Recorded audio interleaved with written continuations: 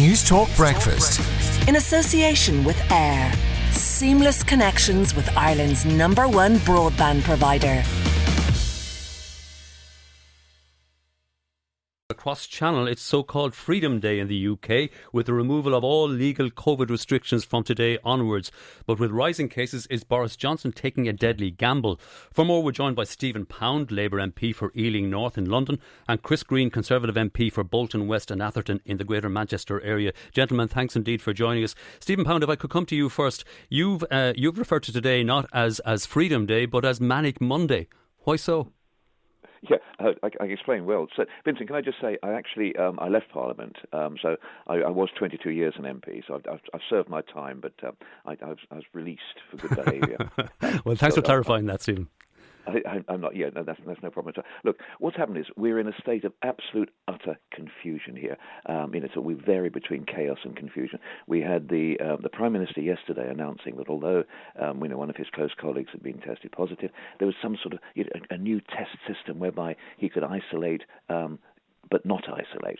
And even the Tory press now are turning on him. But the problem is we've got Freedom Day is not actually. The brakes coming off and all the windows being opened and everybody dancing in the streets and having a grand time. It's freedom light. It's not full fat freedom, because in any case we're still going to have to wear masks and that on the tubes and the buses. But the key thing, Vincent, the real key thing is that we've got it wrong. We've got it catastrophically wrong in this country. We've got a system of test and trace, the so-called the ping system, which is chaotic and is isolating huge swathes of the community. So shops are having to shut, supermarkets, supply chains are running out. We've got transport systems are not working because people are being pinged. And unless you are the Prime Minister who can isolate in the glorious surroundings of Chequers, most people are stuck at home thinking, freedom? Who for? Not for me. Well, just on that point, Chris Green, confusion abounds, and instead of freedom, many people are actually stuck at home because the tracing and tracking system isn't working there. Yeah, the tracing and tracking systems not living up to expectations by a long way. Freedom Day is symbolised by the Prime Minister being in quarantine, along with the Health Secretary and the Chancellor of the Exchequer. So Freedom Day doesn't quite live up to its name, but it's been a very slow process to get here.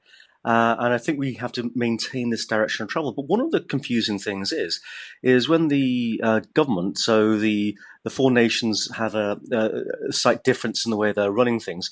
But the MERS, the devolution element within the United Kingdom, or within England, should I say, is causing a great deal of confusion. Different MERS are saying different things, contradicting the Prime Minister and the government. And that's a huge source of confusion. So in Liverpool, for example, you have to wear a mask on the ferries, but not on the trains. In Manchester, you have to wear them on the trams, but not on the buses. It's very confusing. You're a Conservative MP, Chris. That sounds like you agree with Stephen that confusion abounds, and this is far from Freedom Day.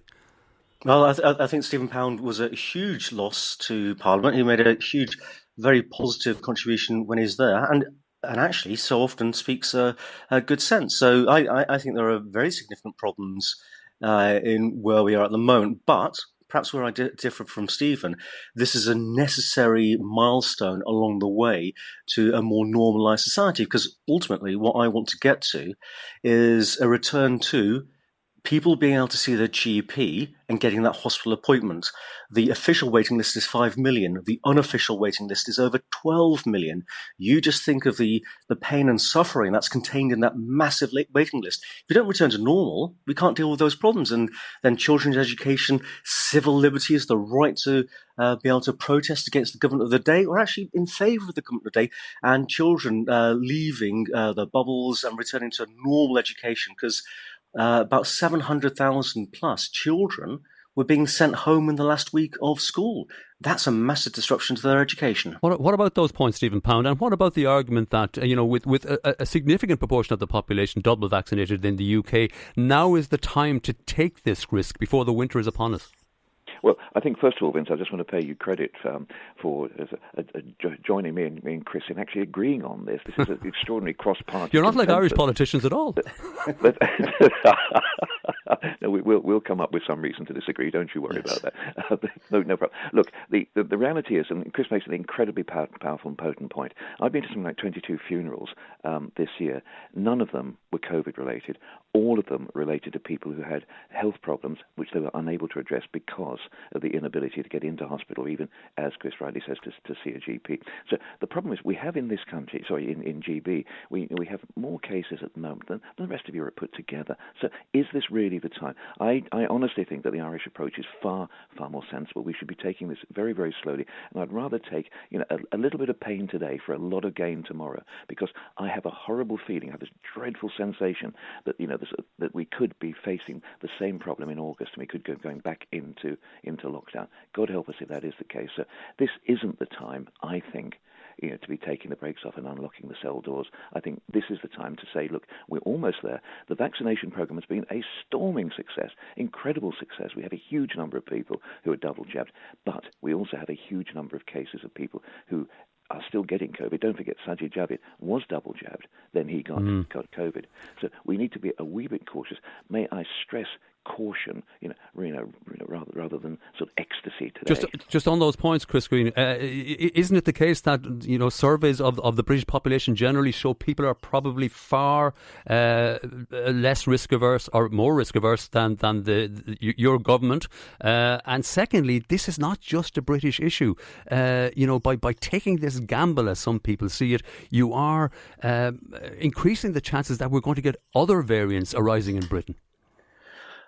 Well, I'm not sure about that. The opinion polls are very dubious. So people who don't go to a pub anyway are less concerned about other people not being able to go to a pub. So opinion polls about what other people do is very subjective, when perhaps you ought to be taking the questions of people, how it affects their actual lives. If you look at the cautious approach, the Prime Minister's had both jabs. He's also, I think, had COVID twice. That is equivalent to having had 4 vaccinations. If you're still in a quarantine position when someone's had 4 vaccinations, and in a sense with this talk of a global vaccination program, it's almost as though the suggestion is the entire globe will have to be vaccinated at least 4 times before we can think of getting out of this. And you think of what would be put on hold for this to be delivered, because that argument of we're not safe until everyone's safe means that you've got to have a comprehensive global program. And you're always going to get variants of concern. So at what point do you return to normal to deal with all the normal things in life rather than dragging it out and out and out? You have to make a decision at some point. And at the moment, from those people saying, let's be more cautious, we have no sense of another 16 months, another 2 years, 3 years, 4 years. Well, to finish up, gentlemen, and perhaps briefly, if you could I put it to you that quite apart from the very serious public health concerns, what chance do you think that this could backfire badly on Boris Johnson and his government? Stephen first. My personal feeling is that it could. You cannot run a chaotic, chaos-ridden administration and expect to get away with it forever. He's been Teflon so far, but I really think the chickens will be coming home to roost on this one. Chris? As soon as we return to normal, and we're getting there, and this isn't Freedom Day in the sense I'd mean it, but as we return to normal, all of the consequences of lockdown will be focused upon healthcare, children's education, the economy, civil liberties, normal freedoms. These will then be focused upon, and that's when the challenge to the Prime Minister will come. OK, Stephen Pound of Labour and Chris Green of Tory, thanks for joining us, and thanks for being so civilised. Good morning to you.